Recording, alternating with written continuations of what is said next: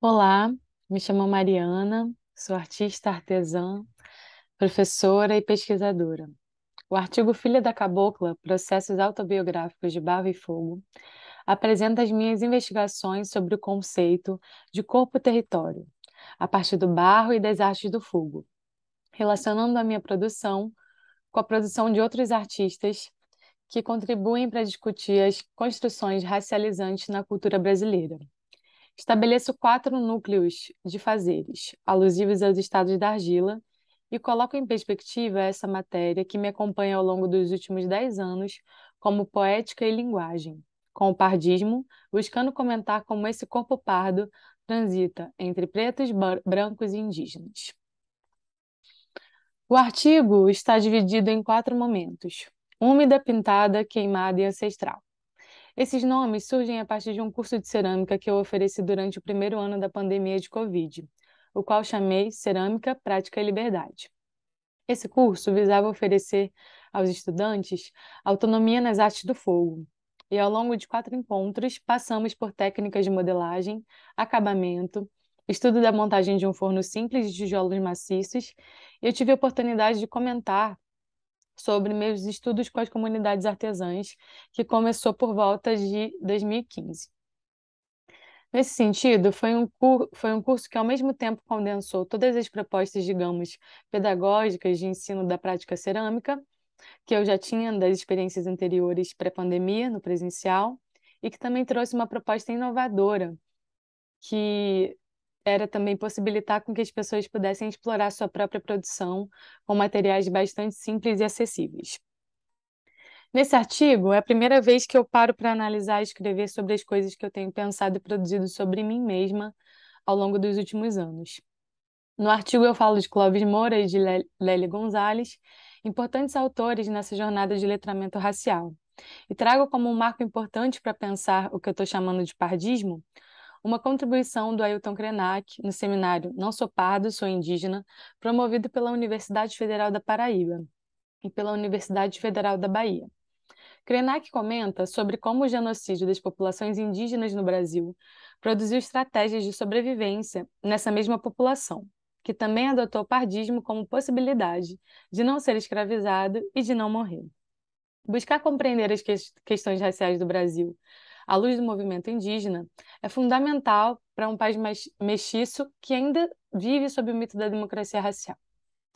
Nessa toada, comento de maneira breve sobre a migração da minha família nordestina para o Sudeste no final da década de 60. Sou filha de mãe cearense e pai paraibano. Nasci no Rio de Janeiro por conta dessas diásporas internas. Meus pais vieram em momentos diferentes de suas vidas para o Sul, mas ambas as histórias se relacionam com o trabalho. O que é curioso é perceber que, por mais que haja uma precariedade econômica em ambas as histórias, meu pai, sendo um caboclo branco, sabe muito mais sobre a sua história do que minha mãe, cabocla negra. Ambos compartilham fortes raízes indígenas, mas, inclusive nesse apagamento, meu pai consegue saber mais dados do que a minha mãe. Formulo essa ideia de corpo-território para pensar sobre o objeto cerâmico como um corpo produzido, isto é, inserido em um tempo e um espaço, e em diálogo com um certo dado cultural. Nas imagens da parte superior da tela, vemos um folheto que foi produzido a partir de uma das primeiras exposições que eu participei, ainda na graduação em artes visuais, na Galeria do Instituto de Arte da Unesp, em São Paulo. Conseguimos ver o trabalho discurso, à esquerda, um prato sem fundo e uma faca, ambos em cerâmica, e vemos também alguns dos trabalhos com escritos que eu fazia na época. Abaixo, vemos o início da investigação dos trabalhos com os quais estou envolvida até hoje. Quase nunca uso esmaltes, me interessam as peles da argila, as cores e manchas da queima com fogo. A partir de 2017, começo a oferecer aulas de cerâmica particulares e em grupo no ateliê que eu mantive na minha casa em São Paulo. Dessas aulas, produzimos muitas coisas pequeninas para testes. Essas coisinhas, minhas e dos estudantes, eu ia recolhendo e guardando. Em determinado momento, comecei a fazer uma operação de juntar esses pedacinhos, restinhos, coisinhas, para formar trabalhos completos. Em 2018, expus esse trabalho à Cidade das Mulheres. A maioria das estudantes no ateliê eram mulheres, e ao longo das horas das oficinas, a gente conversava muito sobre as nossas questões. Um trabalho importante que contribuiu muito comigo nessas visualidades foi o trabalho da artista Érica Verzutti. Nesses cemitérios da Érica, ela também realiza o que eu chamo de Operação dos Restinhos, que é observar resíduos do cotidiano do ateliê para juntar e talvez produzir algum sentido no agrupamento desses objetos. Outro trabalho que eu produzi decorrente dessa operação foi Ossos do Ofício. Criei umas tábuas de argamassa com alguns pedacinhos de quebras de peças cerâmicas e dispus nessas tábuas algumas peças pequenas. Esse trabalho ainda se desdobra até hoje, porque continuo observando restinhos, juntando, produzindo outras coisas. É um processo analítico, como se ao juntar esses pedaços eu começasse a ver sentido nas coisas, nas ideias, nas questões que me acompanham no dia a dia do ateliê.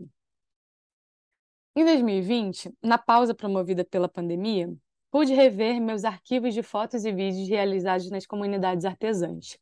Recordei um termo que o Mário Pedrosa utiliza em um texto dos anos 70, comentando a experiência artesanal chilena durante o governo de Salvador Allende, no qual a produção artesanal nacional passou a ser bastante valorizada e produzir um novo ambiente plástico íntimo dos artesãos, menos industrializado e massificado. Reorganizando os arquivos de fotos e vídeos das comunidades artesãs, criei 2 vídeos que dialogam com esse ambiente plástico íntimo. Em ambos, a música é chão para as imagens.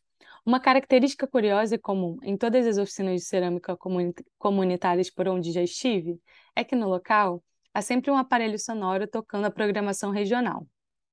Em Cerâmica de Fátima, busquei organizar meu olhar sobre a oficina das louceiras de Fátima, da Barra, cidade do Oeste Baiano, ponto onde o Rio São Francisco se encontra com o Rio Grande. Em Morro Doce, o clima do vídeo é menos duro, dialoga mais com a música e a argila em si é a grande personagem do vídeo, no modo como ela se apresenta, suas cores, texturas. Essa mesma argila maranhense me trouxe de volta para a pintura. Esse retorno à pintura, a partir das tintas de terra, está nesse trabalho sem título de 2021. A tinta de terra, ou geotinta, é a mesma coisa que o engobe utilizado na pintura cerâmica, quando a peça ainda está úmida antes da queima. No processo cerâmico, fazemos muitas operações que são parecidas ou iguais aos processos da cozinha, da bioconstrução, entre outros. É curioso observar esses deslocamentos. Abordo aqui também o trabalho de Dalton Paula, Rota do Tabaco. Os alguidares são vasilhas utilizadas no contexto das religiões de matriz africana e destinam-se a receber oferendas em louvor aos voduns, orixás e encantados. Dalton Paula trabalha o imaginário atrelado ao alguidar para trazê-lo na obra como suporte. Para além da reelaboração da materialidade do objeto, que muito me interessa para pensar o contexto do pote na minha pesquisa, observo as cores esmaecidas e terrosas presentes no trabalho desse artista. Cria surge como um ato performativo, a partir da queima cerâmica. O processo cerâmico tem esse ponto de virada, meio tudo ou nada, meio hora do vamos ver. Nos dias ensolarados de queima cerâmica ao ar livre, aproveito o tempo longo do processo de queima das peças para queimar a pele e dourar os pelos do corpo. Percebo essa ação também como uma ativação de algo muito meu, intrínseco à cultura carioca. É sobre ser cria da Baixada e, ao mesmo tempo, pensar a criação de um corpo. Nesse caso, literalmente, a criação de corpos cerâmicos que serão produzidos a partir da queima. A queima pode ser também uma ação coletiva, que mobiliza outras pessoas, seja para queimar peças de cerâmica junto, seja para estar ali tomando sol, seja para cozinhar um alimento ao longo do período estendido da queima. Relaciona essas ações coletivas com o trabalho Umuarama, de Salisa Rosa, no qual ela reuniu um grupo de pessoas em torno da feitura de uma roça de mandioca. Em Filha Natural, de Aline Mota, e Museu da Silva, de Moara Tupinambá, as artistas realizam uma operação análoga à qual estabeleço quando junto os restinhos do ateliê. O que Moara afirma, com o Museu da Silva, é que muitas vezes o esforço para desvendar os apagamentos é uma pesquisa de vida.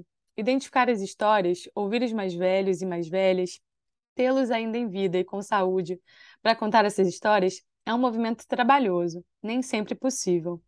Na mesma linha de pesquisa, Filha Natural, da artista Aline Mota, traz hipóteses possíveis sobre as origens de sua avó. Esses trabalhos me ajudam a pensar sobre o que estamos produzindo enquanto artistas das contranarrativas. É nesse sentido que eu venho pensando sobre o meu trabalho. Venho reorganizando os pedacinhos e restinhos, os recortes, os registros, buscando dialogar com o meu tempo e com a construção de narrativas, outras sobre a mestiçagem. Não promovendo o elogio à violência dos processos de mestiçamento, mas questionando as construções, pensando-as a partir dos seus recortes temporais, para entender o que queremos mover agora. Quais terras queremos cavucar? Que objetos estão soterrados pelo tempo? Obrigada.